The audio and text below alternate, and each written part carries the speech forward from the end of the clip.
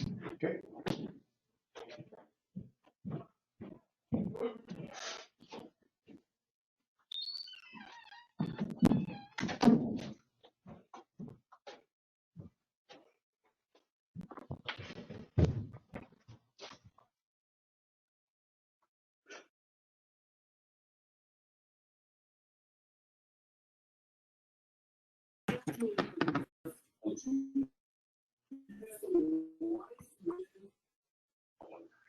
That could be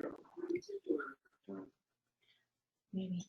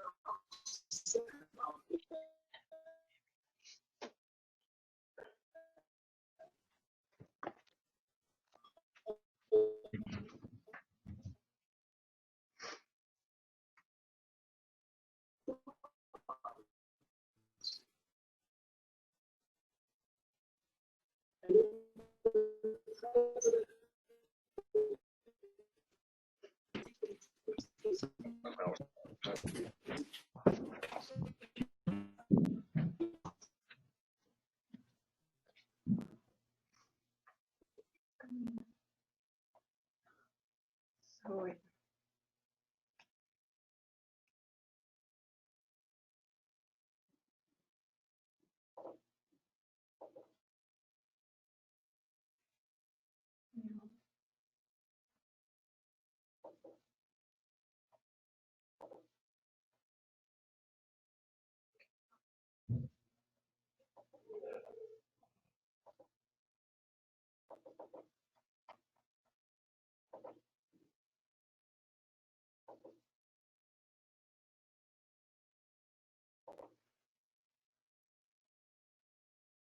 we have to end it and then come back in. We're having a little technical difficulty. Give us a few minutes here and we'll be back with you.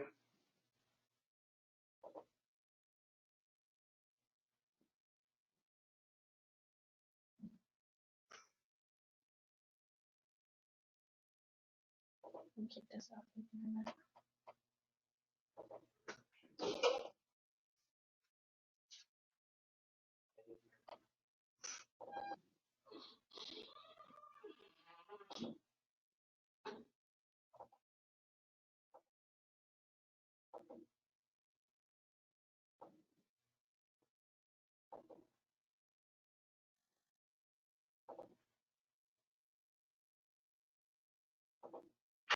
There we go. Everybody can see my. Okay, good. Good morning. We're back on here. One thing, would everybody please mute their speakers so we don't get all that feedback? And we'll go ahead and start the meeting. If you do, if you are going to put something into the chat, would you please state your name and then we can answer your questions for you. This is all being recorded and is put on our website after this. Give us some time to get that handled. I hope everybody is safe and healthy out there. It's going to be a beautiful weekend. Once again, stay close contact with family, friends, and neighbors. Make sure everybody's doing okay during this time. As you know, we're in phase 2 now, starting June 1. Nice part is the pass is open, and we're all looking forward to that, getting outside, getting that handled. City Hall is open, and we will probably be reassessing our how we're doing at City Hall as far as mask wearing. We have some construction that is happening right now with a plexiglass barrier. We do have weight signs on the floor, and hopefully we're going to have that a little better here probably starting next week. At this time right now, we do have a red light, green light system that is on the door, and we ask that anybody coming to City Hall please wear a mask. We can take temperatures also. And that's been working out really good. All of our employees, all of our clerks, we all get our temperature taken every morning, and that is logged in. Another good part is that park entrance is going to be open, and we'll look forward to taking in all that. Once again, if you're coming to City Hall to make a water and sewer payment, we would prefer that you use the drop box on the far west door. That way we don't have a lot of traffic coming in and out of City Hall. Once again, want to reaffirm everybody, together we can do this. We're still sticking with that saying, and it's working out really well. I want to bring you up to date. We've had some use of city-owned land applications. Some of them have decided to cancel for this year. We have one, the farmer's market is going through the planning stage with the county. It sounds like a very good plan, and we'll have that up and running again so we can all get those delicious things there. One other thing I wanted to bring up on the roast robbers. Looks like they're getting that really well taken care of. They chip sealed it, they're stripe it, and hopefully we'll be able to make a little better time to and from the code. City Court is in session. Bars, restaurants, casinos are open and operating. Just about what everybody is doing in that industry. It looks like they have their tables separated in the distance they should, and thank goodness we have a great county sanitarian who's helped these people through this time. Once again, if there's any questions, if they're speaking, of course, up there, John. And I think Jim had his speaker open too, so you have a time to ask a question, then you can open that speaker up and ask a question. Remember that the Carbon County alert is your source for this COVID-19. Very up to date. They're doing a great job. They're having actually a meeting with the Rodeo Association as we speak, placing their plan to the state to see if we can have them. I just checked in on it, and they're still working on the plan. So we'll see what happens with that. We also are working with the county on a Montana Board of Crime Control request for proposal. We're working with the county to get some help, some financial help with what we've been doing during this COVID-19. And that's working out really well. And that's about what I have here. I'll go ahead and take questions, and we'll go from there.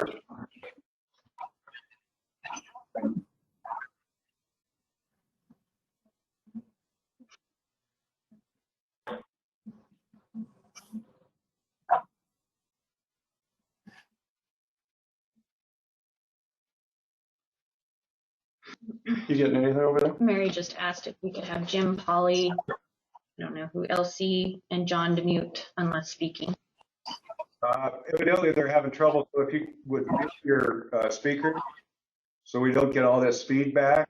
It seems like there's several of them, and I think Jim has his open. Dale, you got yours open.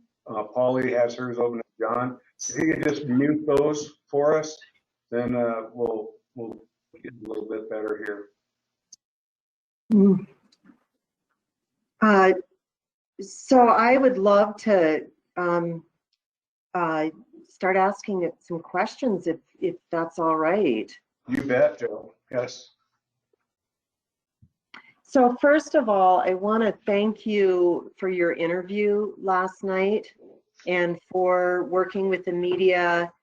You know, it contributes to public trust and transparency to have that relationship. And so, you know, first I want to acknowledge that as a critical and vital step in this process around some of these concerns that we, the public, have around the current culture of the police.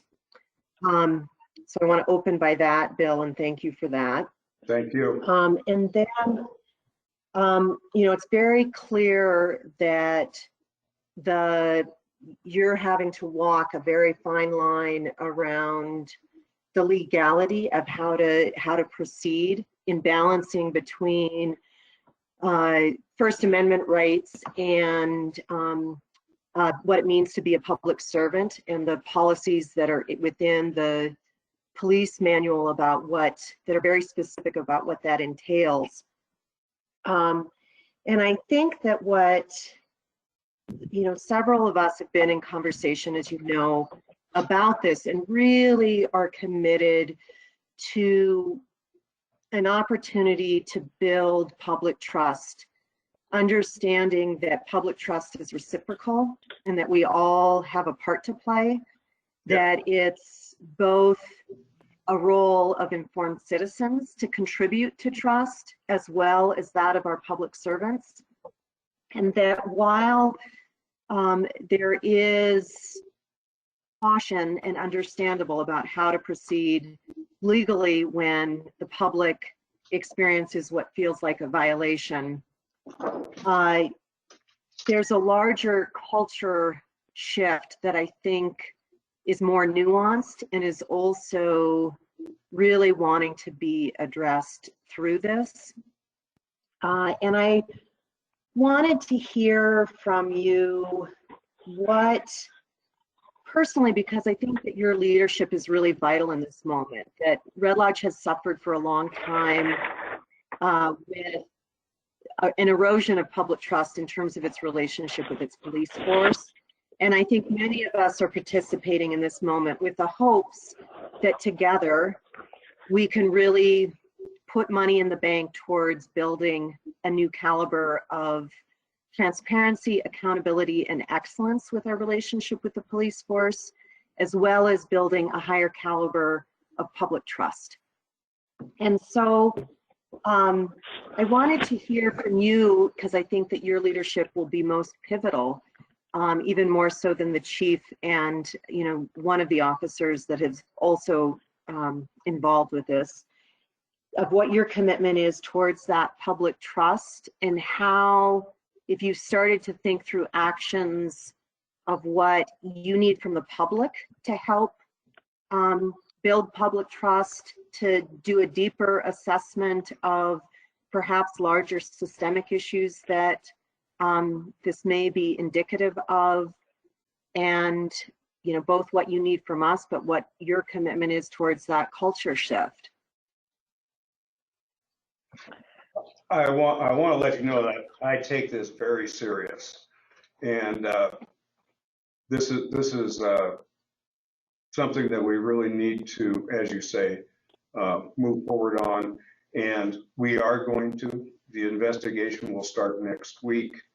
And as you said, there's policies and procedures in place that we need to follow.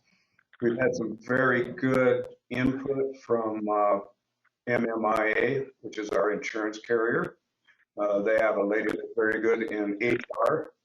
We've had several meetings locally with our city attorney, myself, the chief, and then with our person at MMIA. We are looking at our social media policy for the police department, and we are going to be revamping that.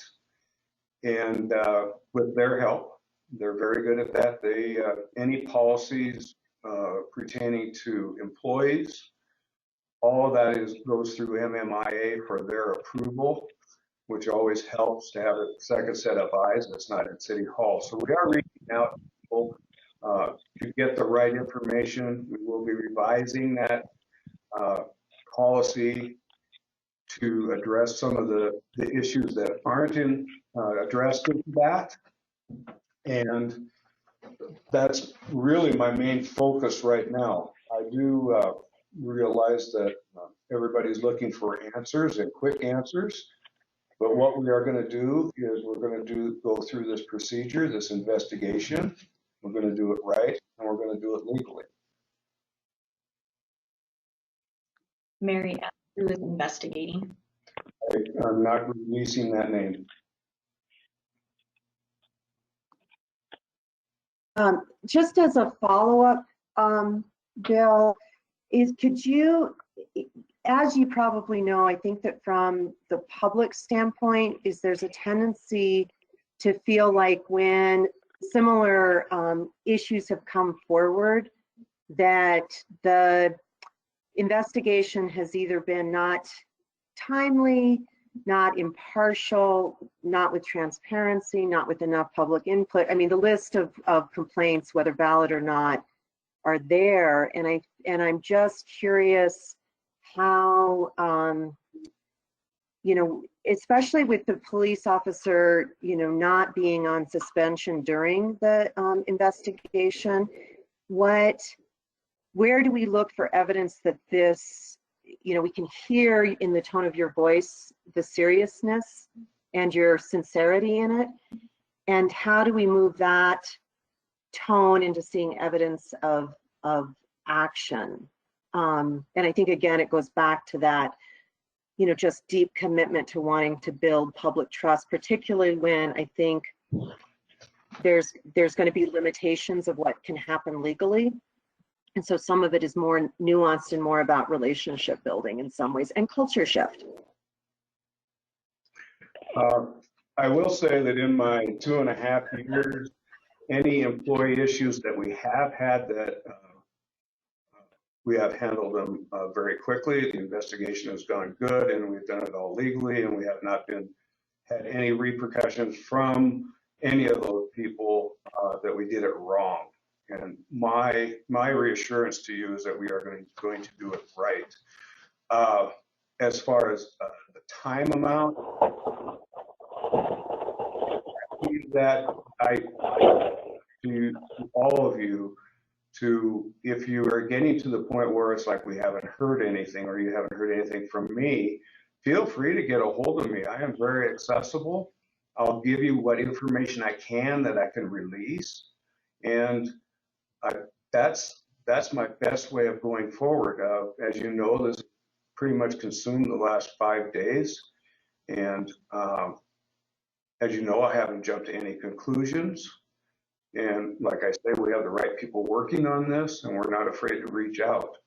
I hope that I wish that I could give you more than that, but feel free to give me a call. You know, Jael and I, we talked yesterday, and we've talked all long, and question or a suggestion of something that we're maybe overlooking, and maybe we're already doing that, but please give me a call, contact me, let me know how you're feeling about it, and we'll just move forward from there.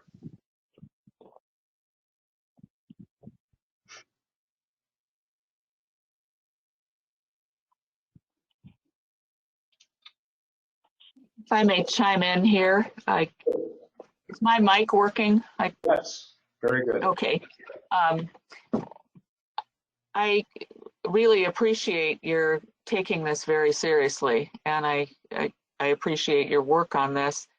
What I hear you focused on right now is focusing as a personnel issue, which it is, and that has to be addressed. I think a lot of us are also, I was surprised when I just saw this and then drafted a little open letter and, you know, talked to people about on kind of this exchange on Facebook got going, how quickly it was another of the straw that broke the camel's back, that all sorts of other things indicate that we might have a really good moment to really get back to working on improving public trust and working on I think we need to restore the mission of the police department. It's a great mission statement on the website. And it would be really great to have a larger public conversation and your commitment to a longer term commitment to restoring and really making that mission statement more of a reality in the community, in the police as they operate, and also in the community as we work together. We have there's a long history, and you know it, of issues, and we have an opportunity here, I think, to move in a different way than previously to work on building a climate of public trust. And I'd like to hear your commitment, your long-term commitment, as well as the personnel issue that's commanding your attention right now. Sure. And I want to thank you for the letter. That was very well done. It is in my file. And thank you for bringing that to my attention, and all of you that have sent letters and emails and phone calls. I agree that the mission statement for the police department is very well written. And I think where we're at right now, it falls on my back to get back to that mission statement. Thank you for bringing it forward. As I'm sitting here now, ideas are going through my head to how to get that started. I think with me, the meeting of that department, and probably all of the departments, and once again reaffirming that this is your mission statement, this is where we're going, and let's do this. I would, once again, I'll take your input. If you have my email address, if something comes to you and say, let's have a meeting over at the center where we meet the officers and talk with them one-on-one. I think that's a great idea. Like I say, my head's spinning right now with ideas, and I think we can do these. Reach out to the people of the area here. It's been really one thing that I've really given home to our officers and our new officers is walking the streets. And that's on their daily routine. They need to go walk Broadway, go shake doors at night, and those kinds of things I think have been working really well. But once again, I can tell you we have 3 brand new officers here, and maybe it's time for the public to meet these people. And by doing that in a large setting at the senior center or a large area where we can do that, I think it's time to get to do that. I think it's time to get back to coffee with the cops. As anything, it seems when things are going really good, you can't see it if there's any eruption going on until this situation here was drastic, but sometimes just a small thing will bring you back forward. We need to reach out and start doing more things that we were before, or new things that we need to do. I'll take any feedback. And I mean, if you have a great idea, let's move forward with it.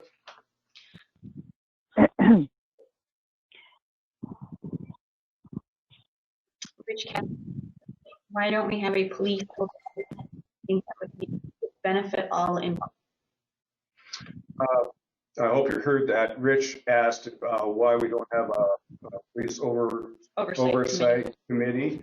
I think that's a great idea. As you know, we have the police commission, which only has certain duties that they can do.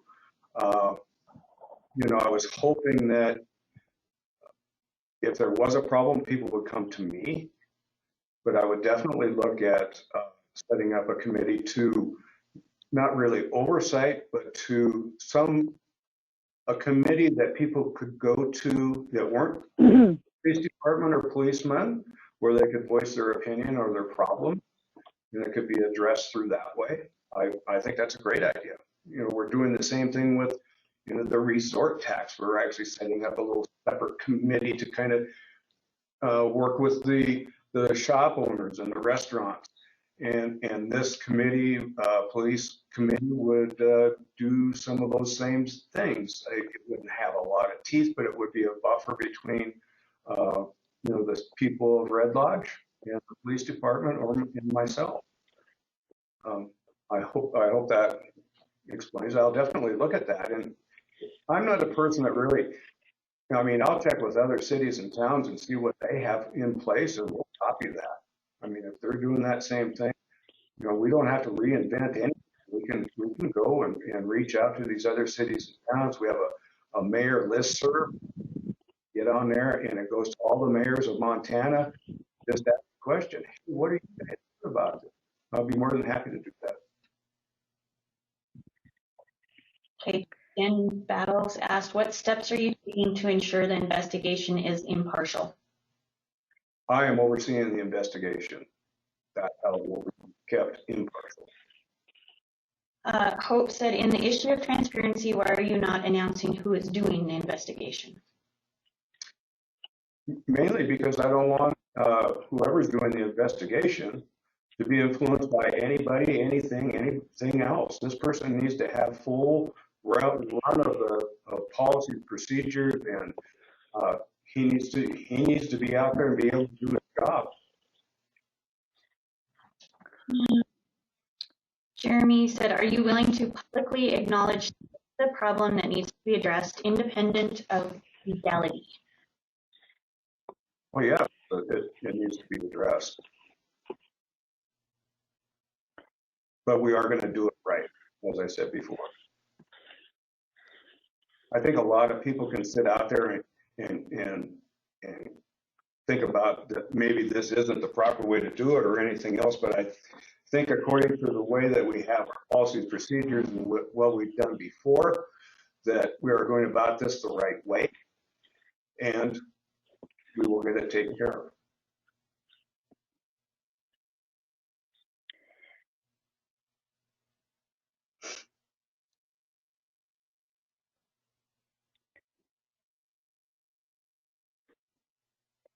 Hello.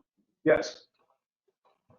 I'm on a telephone. My name is Linda Barbie. Can you hear me? Can I ask a question? Yes, Linda, go ahead. Well, I tried. I was having problems with my computer because I didn't have your app, so I came via phone. So I missed your opening statement. And I've tried to stay off Facebook and all of that because I tend to have reactions that would keep me tied to the computer for hours and maybe days, and I have work to do. So but I am calling in now with my own personal concern, both for Al Stuber and for the community. I saw the post and was directed to the post by a friend. And then at first I was shocked. And because I don't know Al personally, but I know him as a police officer. I've been an EMT in Red Lodge for 20 years. I've been on many calls where Al has been present. I've also had him to my own home when there were issues and questions, and he was more than honorable and helpful, and I always felt reassured. So I was surprised by the name at the top of the post.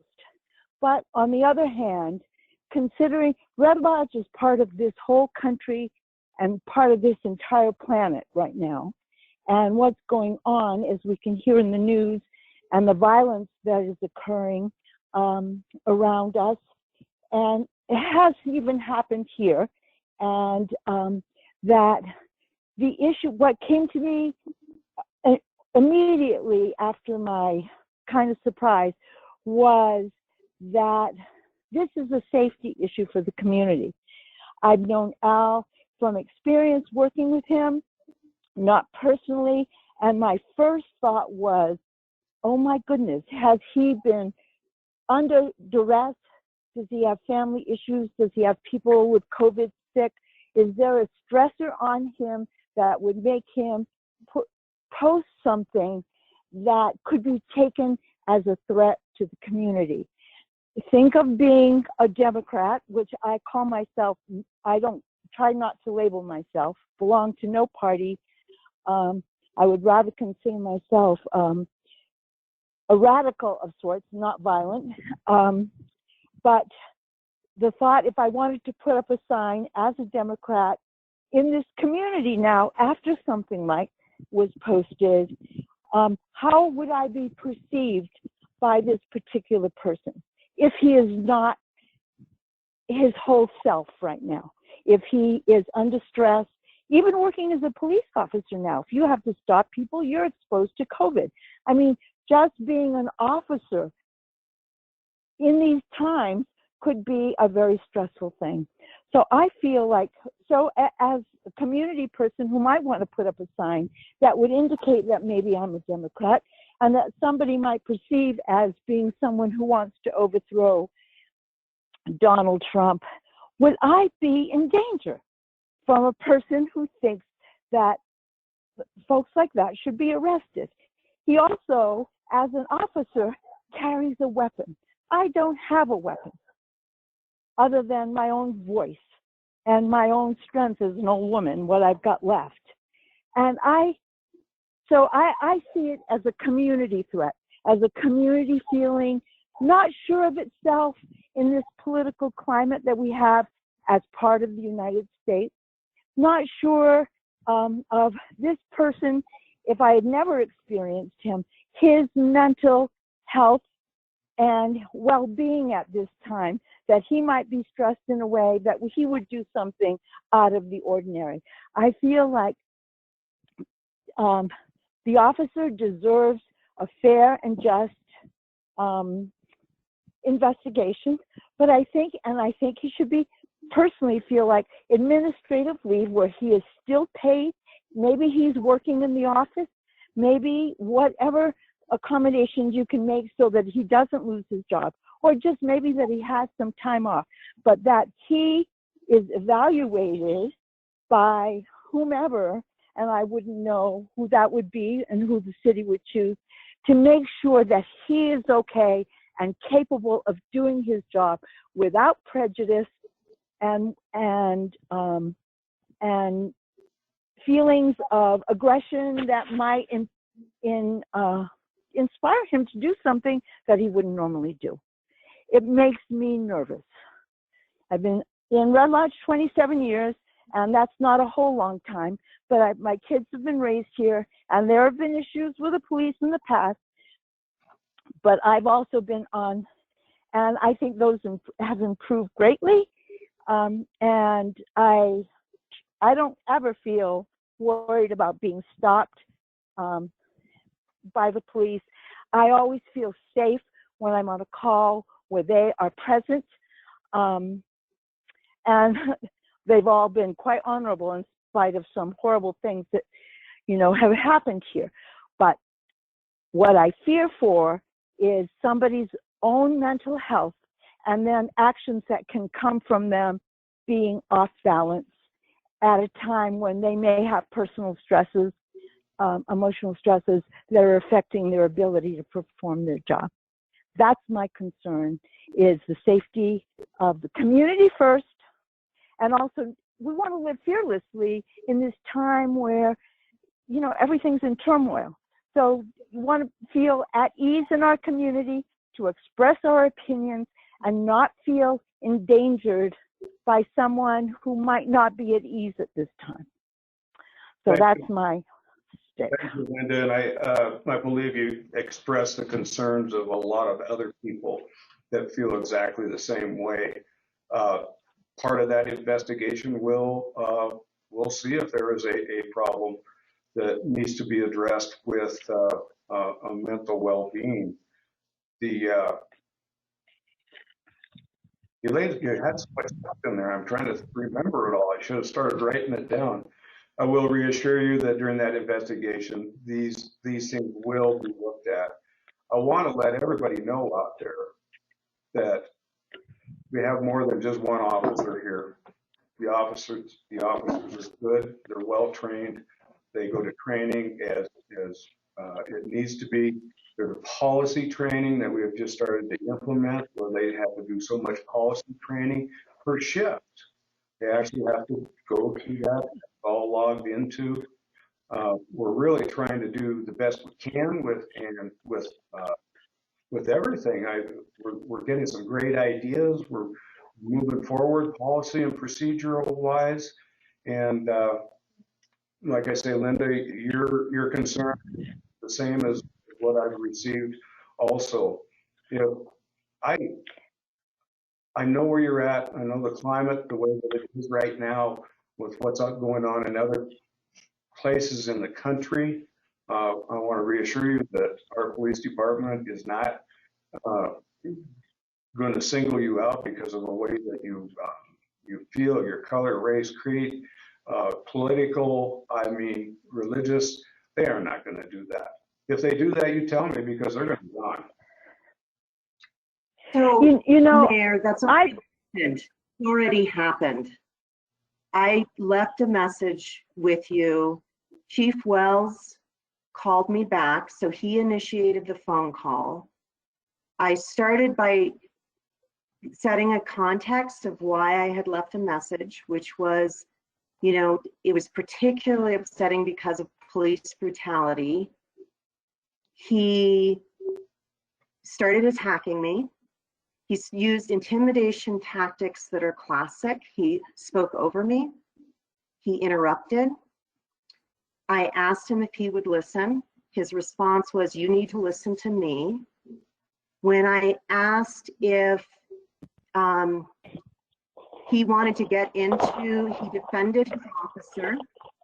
And so contrary to what you've just said, Mayor, respectfully, I'm very concerned because the chief himself not only has not offered an apology, but actually was quite clear on the phone with me that he defended his officer and really believed in the content of what was published. He wanted to spend time with me defending what the statement was.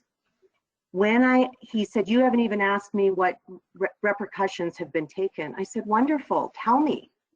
And he says, "You're being unreasonable.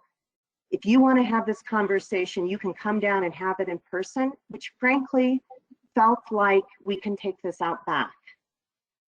And so if that is your chief of police who is saying that to someone he does not know, who is a strong, articulate woman and a community leader, how is he treating people who don't have my strength, don't have my family background, don't have the support of a community behind? And it doesn't lead to public trust. And it actually provides more information that this issue is much larger than just a personnel issue, but is actually systemic. I so value your seriousness. And as you know, there's more happening than just Al Stuber. Jael, you know, I'm sorry, Linda, that I cut you off. No, it's okay. We've talked about this before. I have emailed you the complaint form, and if you would fill that out and sign it and bring it in, I would appreciate it. Then I can actually act on those things. Everybody that has emailed me, I have emailed that form to them. If you just want to reaffirm that, like I say, we've already received one, that's what's started the investigation. And as we all know, things get rumored around and grow quite a bit here. It's part of Red Lodge, it seems like sometimes. So when these things happen to you, please fill out the complaint form. Please get it to me. I will handle that, and I will get back to you with what kind of actions I took. If you would do that, I would appreciate it. And so writing a letter isn't sufficient, just to be clear. So if somebody has sent a letter in and signed it, that's not the same thing as a formal complaint. That we need to, everybody who feels strongly needs to fill out a formal complaint. Is that correct? From just a procedure standpoint? Exactly. And okay. Attach that email that you sent me or that letter, attach that to that complaint form, and then that gets, then we're good.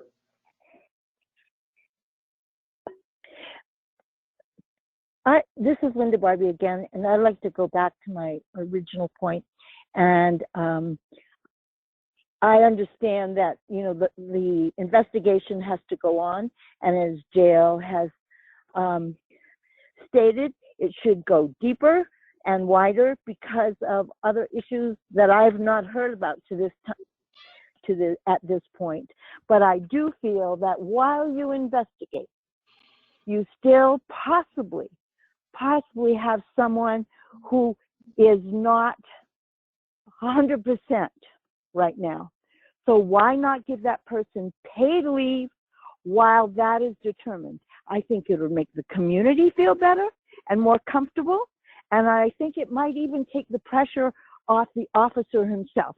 So he has just time to, you know, not be out there and wondering how people will perceive him if he has to do a job, you know, and be afraid of him if he has to do a job. The stress that is among all of us right now, even without COVID, an additional stressor for a first responder, like a police officer for sure. But what is going on is a stressor to all of us. And we need to feel safe, and we need to know that everyone is mentally fit and able to do the job. You know, we're not looking for Mother Teresa here. We're just looking for officers to be that, because they have to often do things and say things, and I'm not defending him, Jill, the police chief, but they often have to do things and scare and say things that put an incident into perspective to make it happen and be safe for everyone. And I think that's what has to happen here, that we have to have the community people feel safe to put up their signs. They're going to feel safe if they see Al Stuber on the street. And, you know, and I just question his emotional well-being when I see a post like that. That's all, from an officer. Linda, and I think the community has to be considered. The community has to be considered and feel safe with our department.